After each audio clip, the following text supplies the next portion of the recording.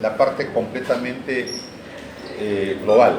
Vamos a revisar la anamnesis, vamos a revisar los antecedentes y finalmente el examen físico preferencial que se debe hacer sobre osteoarticulares desde el punto de vista anatomopatológico. La parte fisiológica, ya ustedes lo han hecho en anatomía, lo han hecho en morfología, lo han hecho en fisiología, ¿no? Extensión, flexión, rotación, ¿no? Abducción, aducción de los miembros superiores, inferiores, columna vertebral, cadera y la parte cervical. Entonces, vamos a revisar en forma racional todo eso, ¿no? Por lo pronto vamos a revisar la anamnesis. Si hablamos por anamnesis, tenemos que hablar de filiación. La filiación es totalmente diferente a la que ustedes conocen desde el punto de vista profano. Cuando digo profano, desde el punto de vista de sacar de un DNI, de sacar un pasaporte, de haberse inscrito para poder ser estudiante de nuestra universidad, ¿no? Todos los datos de filiación lo han hecho ustedes fundamentalmente para identificar a la persona. En este caso, en medicina, la filiación tiene una importancia elevada. ¿Por qué? Porque a partir de la filiación podemos sacar muchos elementos de juicio, todo, para llegar al diagnóstico presuntivo. En esta parte del camino, en esta asignatura, llegar a síndromes. Recordarles la definición de síndromes: el conjunto de síntomas y signos. Síntomas, todo lo que es subjetivo, lo que siente el paciente, lo que el examinador no puede ver. Signos, todo lo que el examinador puede observar, cuantificar. Conjunto de síntomas y signos que tienen una relación fisiopatológica entre sí. Para que los síntomas y los signos puedan corresponder a un síndrome determinado, tiene que tener una relación fisiopatológica entre sí. Y la tercera parte de la definición, para que ustedes recuerden, y que puede corresponder a más de una entidad nosológica, etiología, causa, ¿no? Elementos que esto, finalmente, la última parte la van a estudiar en el curso siguiente, Medicina 1 y 2. Nosotros en este caso llegamos hasta síndrome de toda la nosología sistémica que vamos a revisar a través de este ciclo. Pero esa es la importancia que nosotros tenemos que conocer, la definición de lo que es síndrome, porque finalmente todo se aboca a poder construir los mismos, nuestros síndromes, ¿no? Por decirles así en forma simple, ¿no? La hemoptisis, la palidez de piel, está en relación a un síndrome respiratorio. No pertenece a este síndrome respiratorio, por decirles ictericia, porque la ictericia está en relación a un problema biliar hepático. Entonces nosotros tenemos que revisar que en un síndrome tenga que haber una relación fisiopatológica entre los síntomas y signos para que corresponda a ese síndrome. ¿Sí? Pues bien, regresando a lo que es osteoarticular, ¿no? De acuerdo a la raza, nosotros tenemos que tener algunos elementos de juicio ya en el pensamiento. Reumatismo poliarticular más frecuente en blancos que en los judíos, muy cierto. Los problemas poliarticulares, ahí vienen, entonces la definición. Monoarticular, cuando solamente está afectado una articulación. Oligoarticular, cuando está afectado dos articulaciones. Y poliarticular, más de dos. Pues bien, cuando hablamos de reumatismo poliarticular, esto es más frecuente por raza, en filiación, ¿no? En los más claritos. Es menos frecuente, pero más oscurito.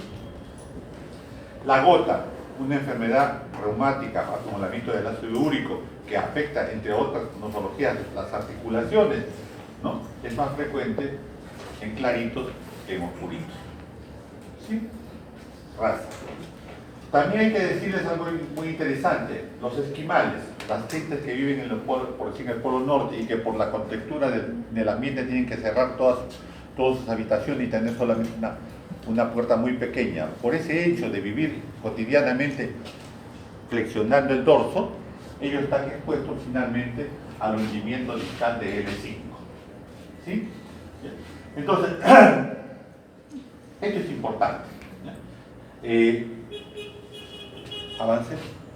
Yo solo soy, ¿no? Para que se despierte. El siglo pasado tenía una persona que se sentaba ahí a pasarme en el auditorio. Éramos 185, creo. Era un grupo más mayor, ¿no? Por la edad. En los jóvenes, los menores de 20 años, si existe reumatismo poliarticular agudo, esto es frecuente en jóvenes. Es más, el reumatismo a la cual nosotros le denominamos la enfermedad de Still. Los problemas reumáticos, el problema de artritis reumatoidea en jóvenes, que es poco frecuente, y cuando existe es aguda, es la enfermedad de Still. Después tenemos problemas por la edad, ¿no? La artritis, la orteitis aguda, mayormente tuberculosa, esto es frecuente en niños y adolescentes. Los problemas articulares que son afectados, más frecuentes por infecciones tuberculosas, se da en niños y adolescentes. Después de los 20 a los 30 años, lo más frecuente en relación a los problemas articulares, ¿no?, es la espondiloartritis anquilosante. Después de los 30 a los 50 ya aparece la artritis reumatoidea, ¿no?, y aparece el inicio de la gota, como ya habíamos iniciado en la parte de la raza. En los pacientes de más de 60 años, las alteraciones esqueléticas están en relación a la osteoporosis, a la disminución, ¿no?, de la cerebróscula de calcio, produciendo disminución de la fortaleza del hueso, y a esto le llamamos osteoporosis, ¿no? Y finalmente siempre dejamos al final las neoplasias.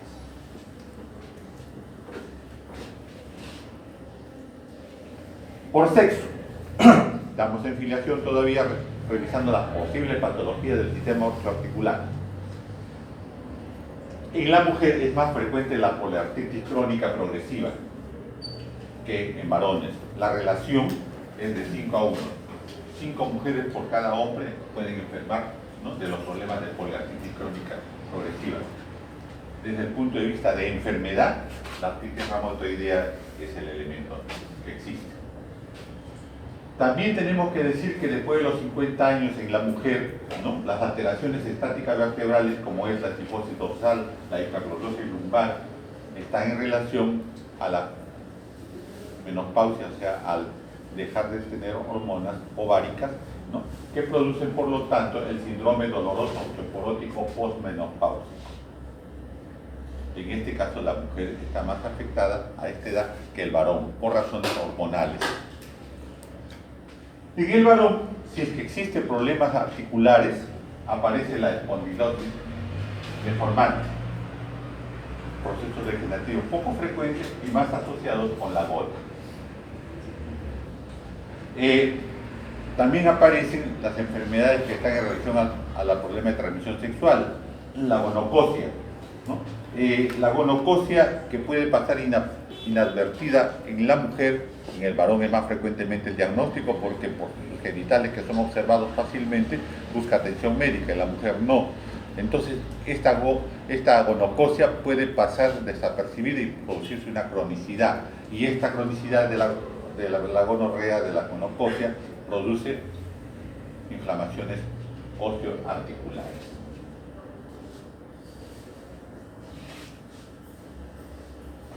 Por lugar de residencia, obviamente, ya ustedes intuitivamente lo saben, que los pacientes que viven en zonas, ¿no?, en relación a infecciones bacterianas, la brucelosis, pueden terminar teniendo como primer síntoma el dolor lumbar. Y esto generalmente en la región lumbar, ¿no? Hay que asociar por la residencia en zonas donde se consume la leche, fundamentalmente de cabra, leche que no es pasteurizada, en áreas ganaderas.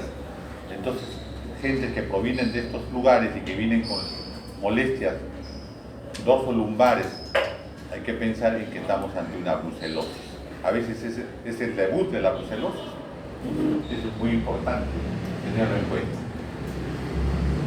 En las zonas húmedas, las articulaciones, los dolores articulares son más frecuentes que en las zonas secas, ¿no? Y por lo tanto hay que tener en cuenta también la exposición al agua. Hay elementos asociados al agua que uno ingiere y que pueden condicionar casualmente alteraciones óseas de los músculos y de las articulaciones.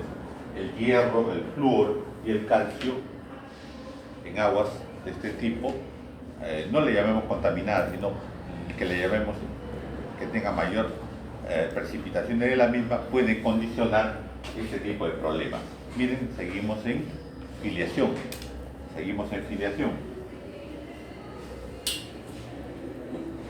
Por la ocupación hay enfermedades profesionales, hay enfermedades que están en relación, ¿no?, mayormente a posiciones prolongadas, ¿no?, que hacen que haya alteraciones de la estática vertebral y que pueden conllevar a problemas de mialgias, artralgias y posiciones que finalmente pueden hacer problemas mayores en las articulaciones.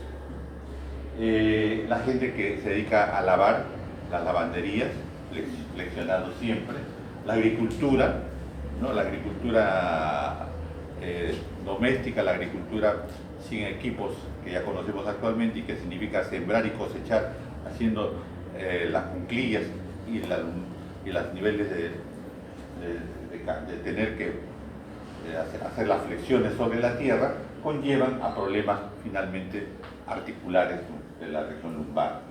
Los odontólogos, antes que aparecieran los sillones que ahora usan para poder trabajar con el paciente, tenían profesionalmente problemas de columna dorsolumbar y problemas de insuficiencia venosa periférica, ¿no?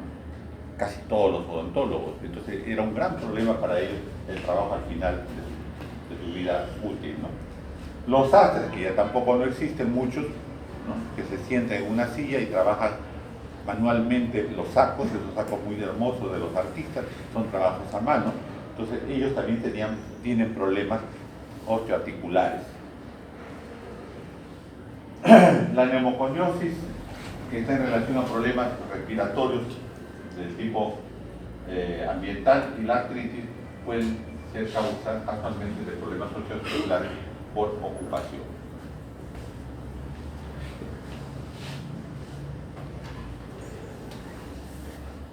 Un síntoma por el cual el paciente busca atención médica, consulta externa o emergencia es el dolor.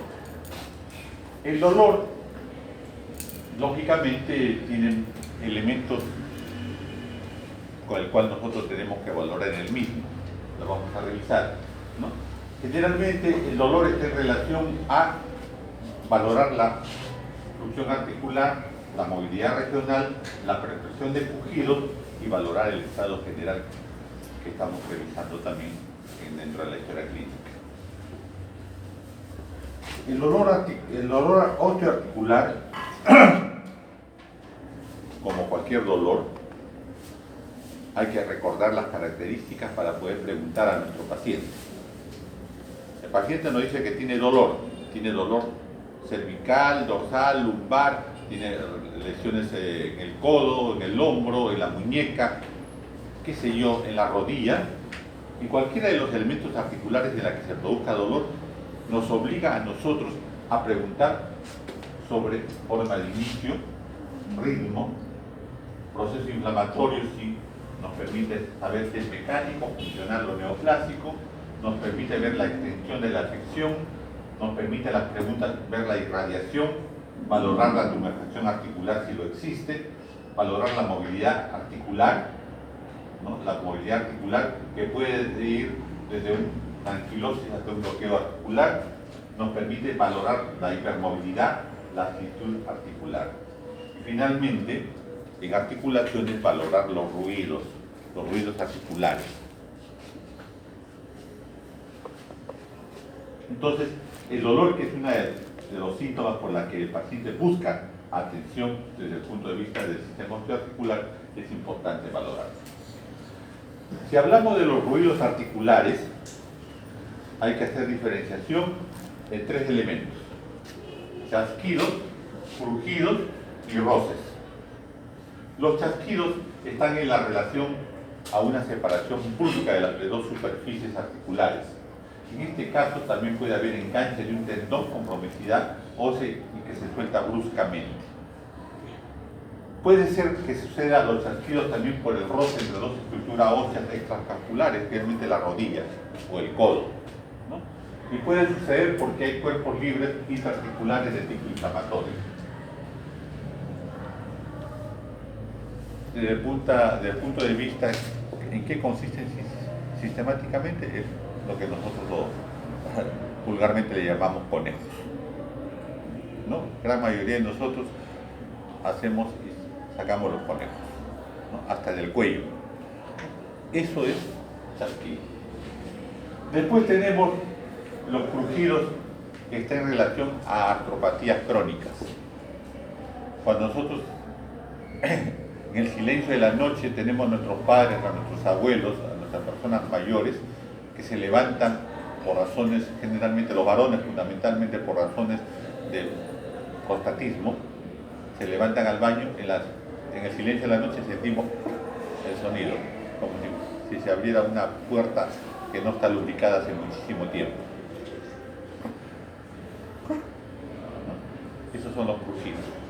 Los crujidos que se producen en artropatías crónicas por procesos inflamatorios. Y finalmente los roces de las vainas tendinosas, ¿no? Que también existe en procesos inflamatorios, sobre todo en gentes que han hecho abusos de sus articulaciones.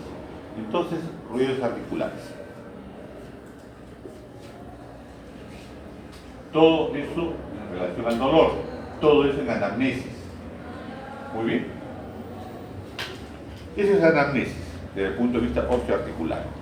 Desde el punto de vista del examen físico, ¿no? Inspección y palpación. Si vamos introduciéndonos en el examen físico, también tenemos que recordar que el médico tiene varios instrumentos para poder examinar: la inspección, la palpación, la percusión y la auscultación. ¿Sí? Pues bien, en la parte articular, lo que nos permite valorar en el examen físico es principalmente la palpación y la percusión.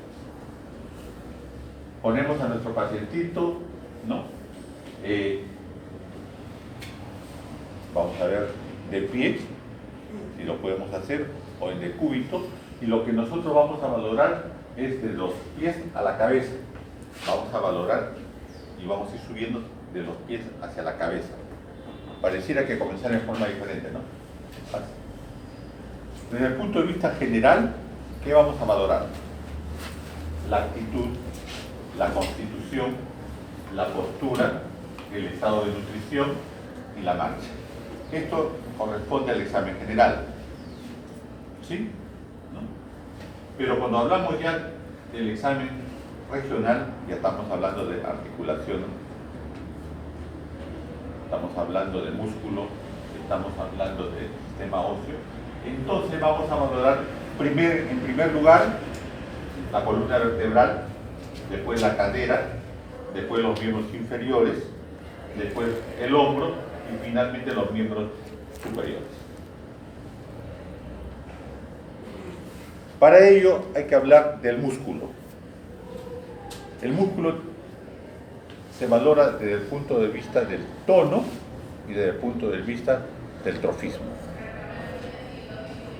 O al inverso, desde el punto de vista del trofismo y del tono. El trofismo está en relación al volumen de la masa muscular.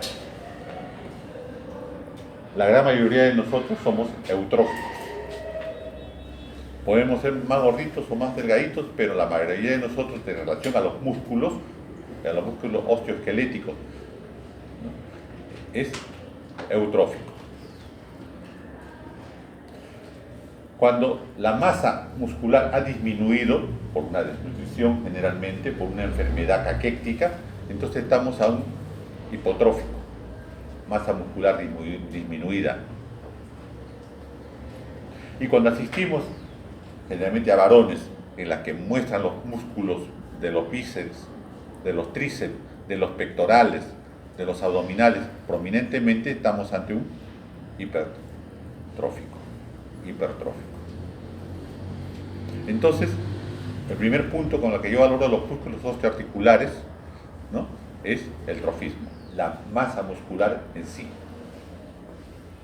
¿Ok? El tono. Recuerden desde el punto de vista fisiológico que las estrías del músculo, ¿no?, el músculo estriado tiene fibrillas y hacen actina y miosina. La actina y la miosina están extrapolados. Cuando nosotros nos hacemos contracción, entonces la actina y miosina se sobreponen totalmente. Cuando nosotros entramos en reposo, en descanso, en relajación, la actina y miosina se van separando, pero normalmente nunca se ponen frente a frente. Siempre hay una ligera sobreposición. Y en reposo, entonces, cuando nosotros tomamos un músculo estriado, sentimos una ligera contracción.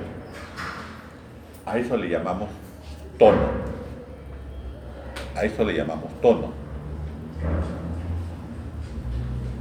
Cuando la contracción es evidente en reposo, entonces estamos ante un hipertónico.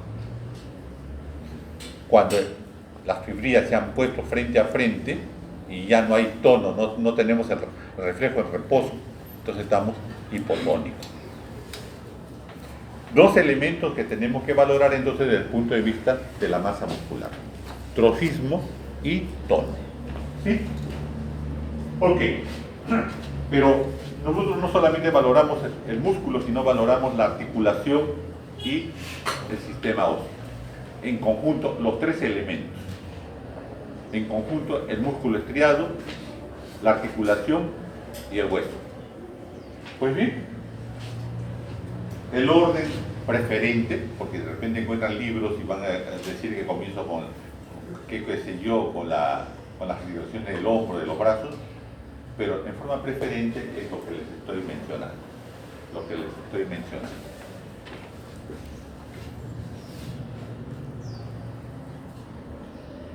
Columna vertebral y caderas son los elementos que se examinan en forma conjunta, ¿no? Se pone a la inspección al paciente en forma semidesnuda o desnuda de acuerdo a la necesidad, más o menos descalzo, y se lo evalúa desde 3 puntos de observación: anterior, posterior y lateral.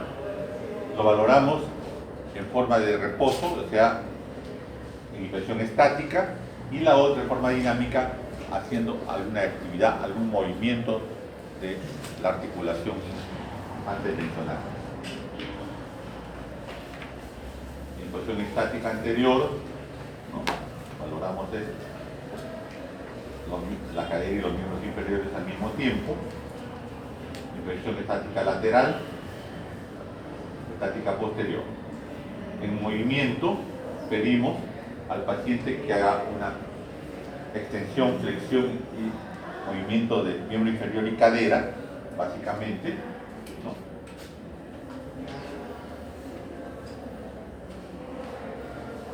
Y por lo tanto, ¿qué vamos a buscar en este hecho de inspección de evaluar? ¿Qué evaluamos? ¿Qué anomalías buscamos? Porque el médico, para diagnosticar, tiene que buscar. Y el buscar significa tener el conocimiento previo. ¿Qué vamos a buscar? Prominencias musculares bilaterales. Vamos a buscar curvaturas anormales. ¿No saben ustedes? Cifosis, lordosis, ¿sí? Escoliosis, cifosis y lordosis tiene la curvatura normal y la escoliosis es en forma lateral. Tenemos que buscar hernias discales, abscesos, tumores dermoides, masas lipomatosas, trayectos fistulosos, úlceras por decúbito, en pacientes postrados crónicos generalmente, en niños pequeños, la espina bífida, y todo ello en relación específicamente a la columna vertebral, desde la zona cervical, dorsal, lumbar y sacra. Entonces, estos son los elementos que generalmente buscamos.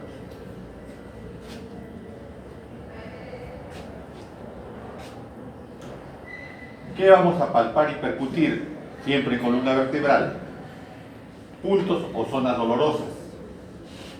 Asociados a los puntos y zonas dolorosas vamos a valorar la musculatura. Decíamos el tono y el trofismo.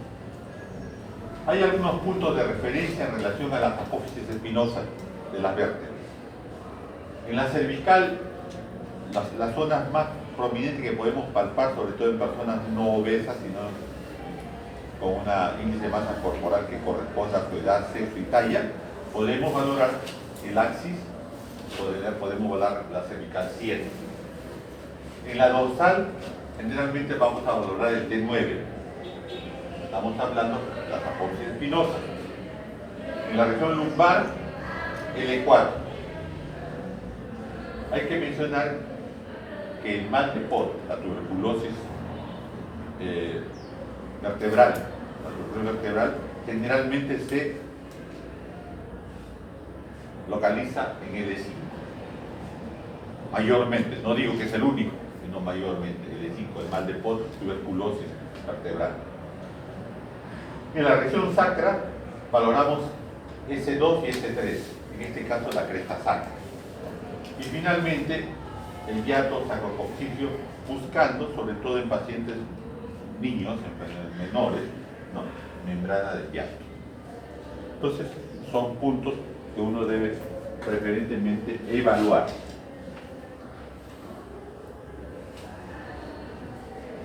Lo que les decía en forma general, habría que llevarlo ya a las delimitaciones cervical, por decir, después dorsal y después lumbar. En la región cervical, la columna vertebral, ¿no?, el paciente generalmente puede venir por problemas de cefalea, dolores de la nuca, dolores a nivel de los hombros, y puede venir una posición de escápula rígida. Todos estos hechos desde el punto de vista anamnésicos y al examen físico se refieren a problemas de región cervical. Puede haber problemas de dolor, ¿no?, y parestesias, disminución de la sensibilidad de los brazos, en este caso braquiales. Puede haber debilidad y atrofia muscular.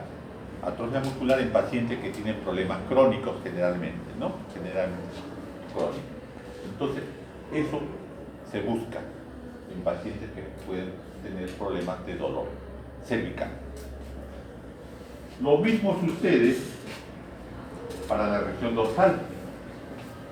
Igualmente hay que buscar masas musculares atróficas, el dorso en tabla, contracciones musculares que hacen que el dorso sea totalmente duro, como si fuera una mesa, ¿no?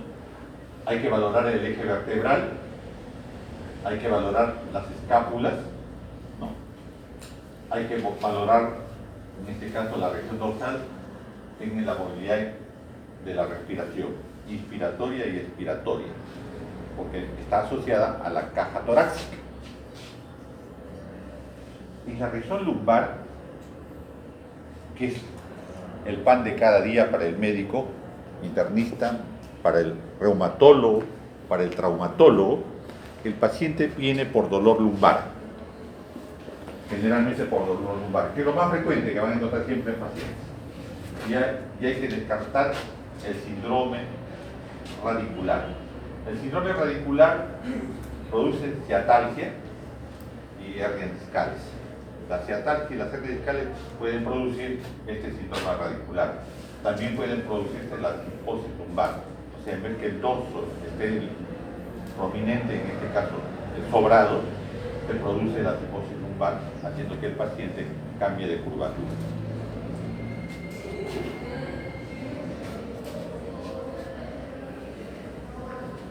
Pues bien, les decía que la región lumbar, que es lo que es el pan de cada día para el médico, porque el paciente, siempre va a tener usted paciente con dolor lumbar, de todas las edades, lógicamente mayormente después de los 40, más frecuentemente en la mujer que en el varón.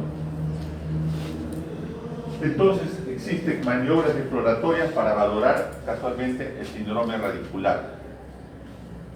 Cuando hablamos de síndrome radicular estamos hablando de la compresión casualmente, ¿no?, de una vértebra sobre otra, haciendo que se chanque la salida a través de los agujeros vertebrales de estos nervios y por lo tanto se produce dolor intenso. El signo de la segue es una valoración muy simple, cualquiera de los médicos de cualquier especialidad y sobre todo jóvenes que pueden valorar. Es el dolor en el territorio del ciático cuando se eleva el miembro inferior con la rodilla extendida. Entonces el signo de la segue propiamente dicho es para valorar al nervio ciático cuando está saliendo por el agujero obturador, cuando hay compresión y el paciente se queja de dolor lumbar y que este dolor se irradia hacia uno de los miembros inferiores. ¿Cómo lo valoramos? Ahí. El signo de la segue significa negativo, es que el paciente pueda levantar cualquiera de los miembros a 90 grados, sin ninguna molestia. Es la segue positivo, problema ciático, compresión del ciático, cuando el paciente solamente puede llegar a 45 y ya tiene dolor. Y ya tiene dolor.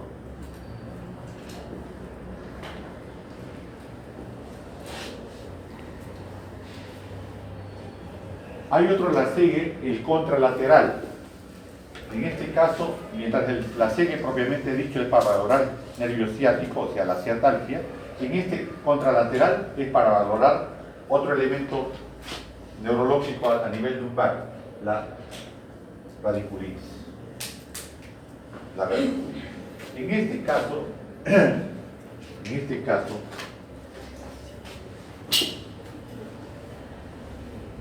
el dolor que se produce es contralateral. Mientras la segue propiamente dicho era, por decir, del lado derecho y el dolor era intenso, en el contralateral el dolor es opuesto. Levanto, en este caso, la pierna izquierda y el dolor se inicia inmediatamente. Esa es lesión radicular, o sea, dolor contralateral. Fácil de hacer el paciente y el diagnóstico está hecho. Hay otro, la segue. Un tercer la segue, en este caso es la segue posterior. En este caso, si la segue posterior es positivo, ya no es ciático, ya no es radicular, sino la compresión es a nivel del L4 rural, nervio rural. No les leo todo lo que dice ahí porque lo pueden encontrar después, lo que les muestro rápidamente. El paciente en el cúbito ventral se le hace la superextensión del miembro inferior.